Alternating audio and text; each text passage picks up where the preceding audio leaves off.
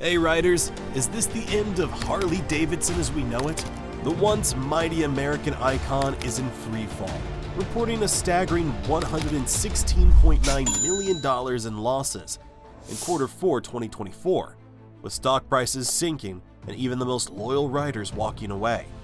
Bad decisions, sky-high prices, and an identity crisis are dragging the brand down. So, what went wrong? And can Harley-Davidson survive? Let's dive in. Sporty mode and off you go.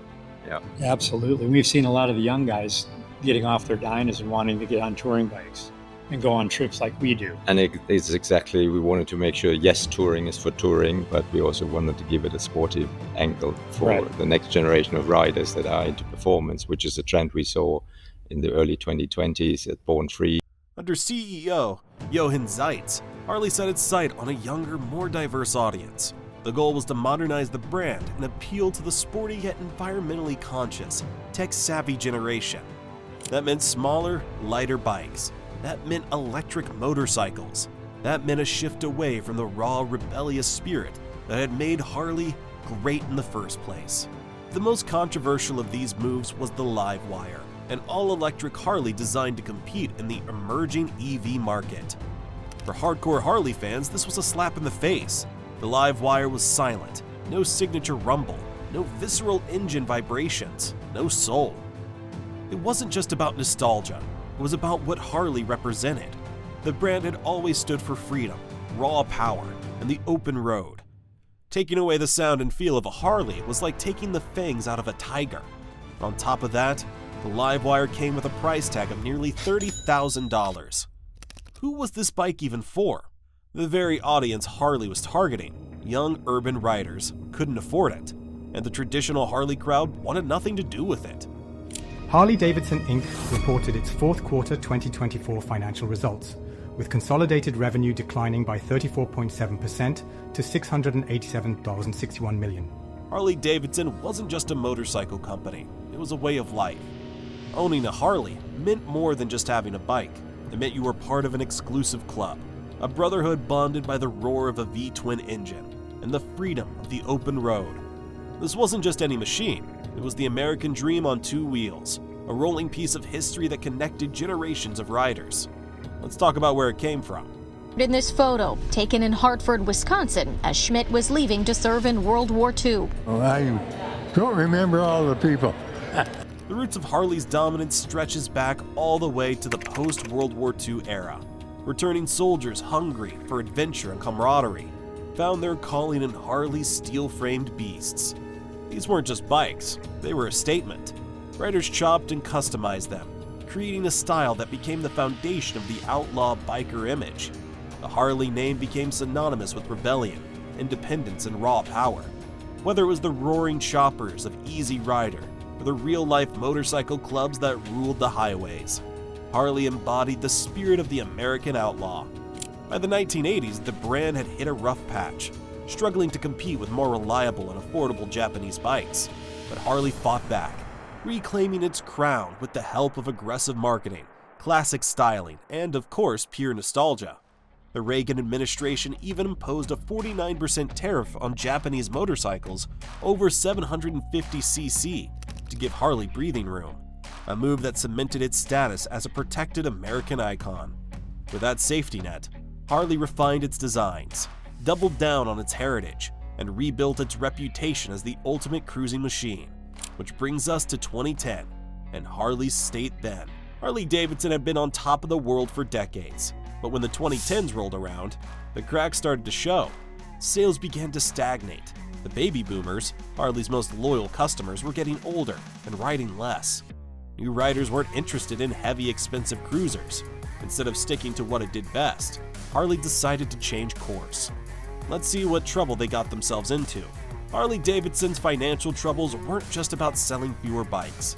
The real issue was that instead of addressing its problems head-on, the company resorted to corporate trickery to keep up appearances. One of the biggest mistakes Harley made was its massive stock buyback programs. Here's how it worked. Instead of reinvesting in research development or pricing strategies to attract new riders, Harley used its cash to buy back its shares. This artificially inflated earnings per share, EPS, making it look like the company was doing well, even when sales were plummeting. It was a short-term fix that did nothing to solve the actual problems. Let's now talk about numbers. In 2019, Harley had 154.3 million outstanding shares, but through aggressive buybacks, it reduced that number to 136 million, reducing EPS to $1.69 per share. On paper, this looked like growth. In reality, the company was spending money it didn't have to make the numbers look better. And worse, it was taking on debt to do so. Harley-Davidson had sold itself as a proud American brand, a company that built motorcycles with American steel for American riders. But history shows that Harley never had a problem asking for government protection when things got tough. In the early 1980s, the company was on the brink of collapse. Japanese manufacturers like Honda, Yamaha, and Suzuki were flooding the market with cheaper, more reliable motorcycles. Harley couldn't keep up. Rather than innovate, the company turned to the government for help. President Ronald Reagan stepped in and imposed a 49% tariff on imported motorcycles over 750 cc.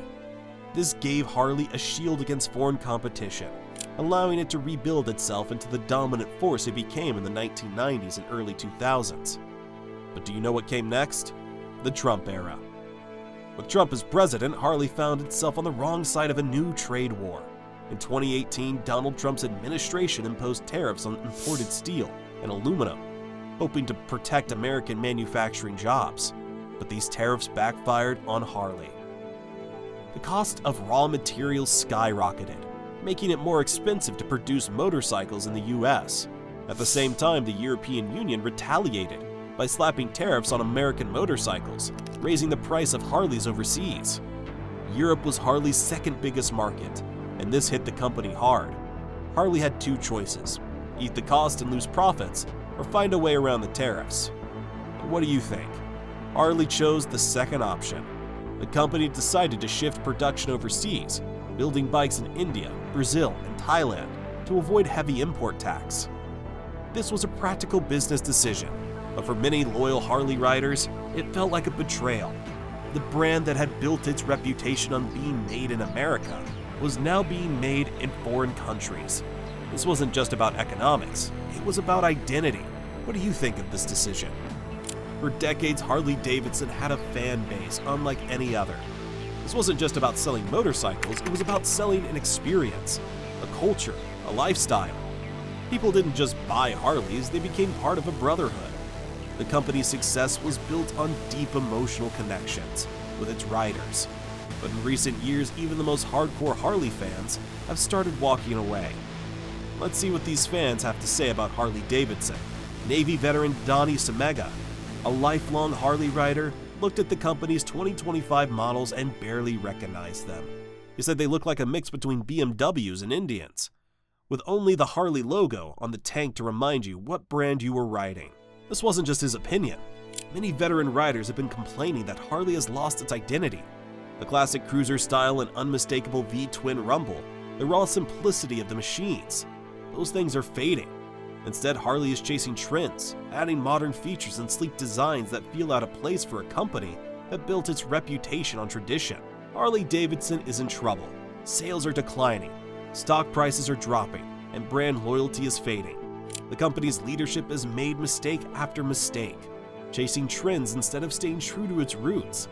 The big question is whether Harley can turn things around before it's too late. So what are your thoughts on this? Let us know in the comment section down below.